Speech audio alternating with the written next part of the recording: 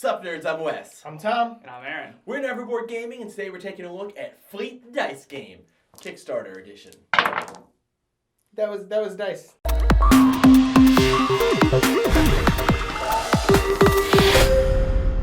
So if you haven't played original Fleet had cards, this has dice. Different. Back it now. And they are pretty dice. They're really pretty dice. Like for prototype dice, they went, like these are probably the production dice, I would guess. Maybe These are as close to production dice as they could get. You can tell Eagle Griffin is not messing around with this game. Like they are in it to win it. Eagle Griffin never messes around when it comes to component quality. Like all their Vital Lacerda games, like and Railways of the World. They're like those boxes you open up and it's like, oh. So this is going to be pretty much the same. Except a smaller box. Right. So no, this is actually going to have a Lisboa Deluxe Edition size box. Every dice is going to be the size of giant box. dice. Oh. Aaron, you would love that. Aaron's like, I would quadruple back that game.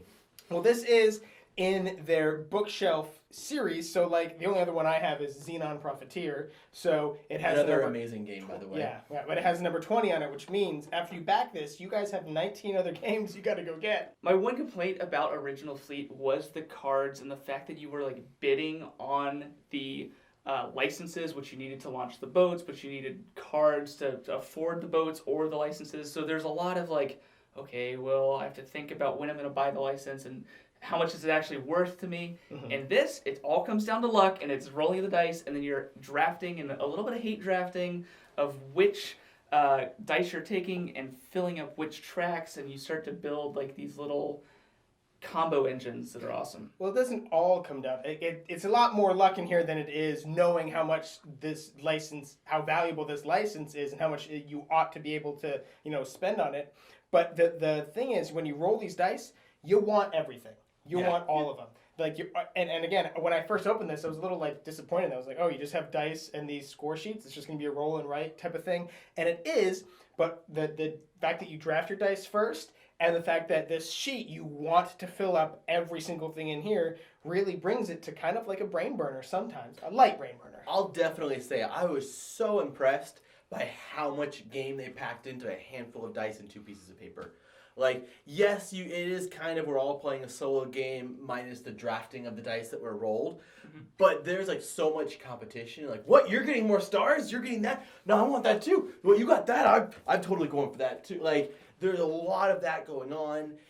Because it's so, I don't want to say basic, maybe like simple, like minimalistic, I'll say. You can have a lot of like social interaction while you're playing it. It's really easy. This would be a great restaurant game because it's easy just to like throw the dice in your pocket and bring some pads of paper, and you can play as long as you're like all able to put your paper on something while you're writing. You can play on a space like this big. This could be a great airplane game, because of how little space, especially if a dice tray. Like it'd be perfect for that. Waiting in line. If this is delivering before Gen Con. You said waiting in line. I thought you said wedding in line. Like while you're in line for a wedding, where you're like, who's the reception line, next? you're just like, okay. But you do have to have these pieces of paper. You can't just play with any piece of paper. You probably, if you played enough and you like really know exactly where, there's a lot of stuff. There's a lot of information So on these stuff. sheets. One of my favorite things about this is for this being a roll and write and having these round markers where you can be like, okay, we started round 1. We're doing the boat phase. We're doing the income phase, fishing phase, and like you can actually like see every phase and actually mark it off so you don't get lost. Because there's a lot of times where I would draft, Tom would draft. We're like, oh, I'm getting this star. I'm doing this star. Oh, I get more coins, which gives I put them down here, which unlocks another bonus. And then you kind of get lost for a second. You're like, what part of the round are we on? And it's nice to look down there. And at least if somebody's keeping track by marking it, you'll know where you are in the game. That is something that every game is missing. Like, well, not every game, but a lot of games don't have. They'll have a round marker, but not a phase in the round marker. So this isn't a marker. It's just you get to write. So I guess in theory, every game could have this where you just write down and scribble it out. But this game, it's included, and it makes sense because these pads. That's probably the biggest complaint that I have. And then it won't affect you for backing it, is that they only gave us like 10 sheets. Like, what is this, amateur hour? Come on, guys. Because we had to erase and reuse them. And that's a testament to the game because we want to play this game a lot. Like, this is definitely one, like, at first I'm like, that's a big box for just some dice and pieces of paper, but they better just cram pack this with sheets of paper because you're going to want to play this game. It's going to get a lot of plays to where I'm probably going to laminate my copy and have dry erase markers on there because you're going to need that. So the name of this game is definitely combos. Like, you're trying to build engines and ramping up so that you can, like, all right, I'm going to go fishing, which is going to unlock these stars, which are wilds, which are going to do this, which lets me go fishing again, which gives me more stars, which lets me do this, which lets me go fishing again. So things like that, where if you can really ramp up and get that ball rolling and set yourself up so that multiple things can trigger simultaneously, then you're golden, which makes it really important for you to understand, like Tom was saying, what each of these things does, because you want all of them, but you want them set up in a way that they complement each other, and you're not like backpedaling. I think when we played the one game, like last round, I'm like, oh, well, the dice I got, I can't do anything with because I already maxed out that entire area. Yeah, you filled up everything in the market, like, and it makes sense because you got all those abilities and you got all those end game points. But then in the very last market phase, you were like, oh, all right, or not what's it called? Non-market phase, ship phase. Town phase. And it is hard because, you have to take a couple blank spots that do nothing to get you the good spots. And you're always like, oh, I don't want to just do nothing this round. I'm going to use this to do something. But then you're not progressing towards those big things. So it's important to think long game, not what can I do right now, but what's going to help me the most in 3 rounds. One thing that's interesting is that they have included 2 different sets of dice. You have the fishing dice, which you use on this one sheet of paper, and then you have like the town dice, and you also use one fishing dice with those town dice that you use on mainly this sheet of paper. If you unlock the stars, they can be used on any circle or square on either side, but they're kind of restricted to their relative pieces of paper. And it's cool because you're like, okay, we're doing this phase, we're rolling these dice, they unlock these tracks, and then when you get, when you're doing this other side, so it's easy to teach to somebody new because you're like, okay, we're rolling these dice, just focus on this first piece of paper, try and, unlock a boat or unlock a license so that you unlock some new ability for yourself or unlock the ability to score more points by catching more fish.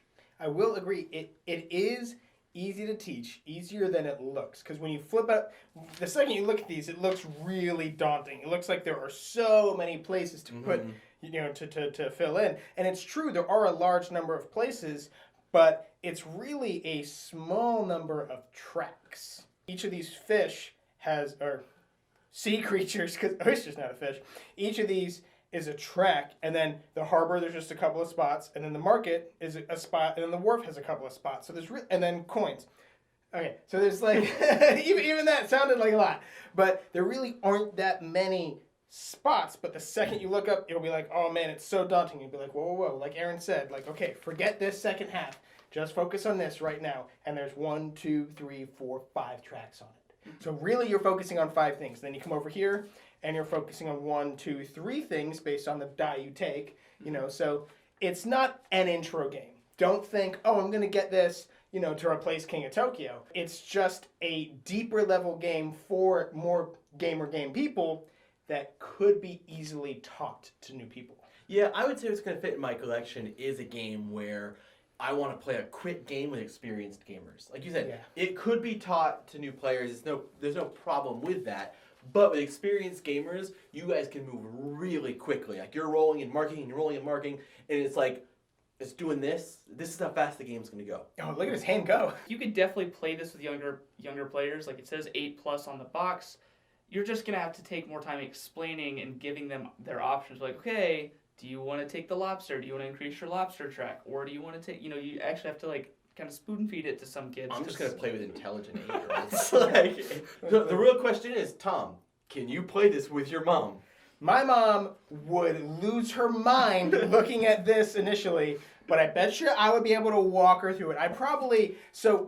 Again, this is just prototype, so we don't know yet exactly how the production copy is going to come. I think these are going to be 2 separate sheets, or they're going to be each one. is going to be in leather-bound books.